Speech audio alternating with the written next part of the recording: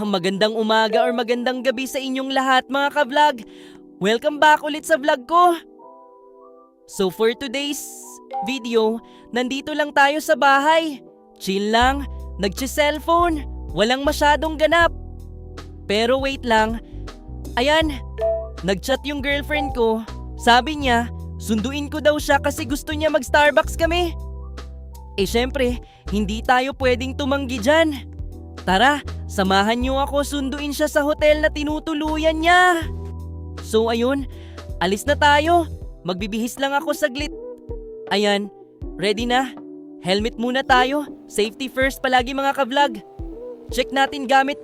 Wallet, phone, susi, kumpleto. Tara na.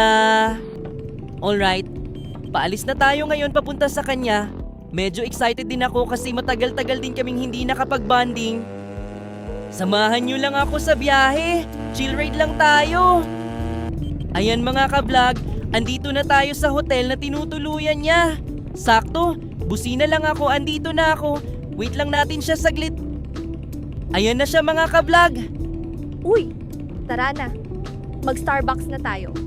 Kumusta ka naman, honey ko? Ayos naman, medyo busy sa trabaho. Kamusta trabaho mo? Ayos lang ba? Ngayon lang ulit tayo nakapag-bonding eh. Tara na, sa Starbucks tayo. Kung ano gusto mo, bilhan kita. Sakto, kakasahod ko lang din. Miss na kita eh. Sakto ngayon wala akong ginagawa.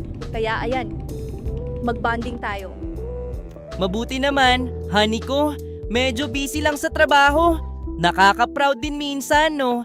Kasi kahit papaano, nabibili na natin yung mga gusto natin. Hehehe. Tara na, mag-Starbucks na tayo. Kung ano gusto mo, bilhan kita. Sagot ko na, kakasahod ko lang din eh. Tara na mga ka-vlog, samahan nyo kami. Papunta na tayo sa Starbucks.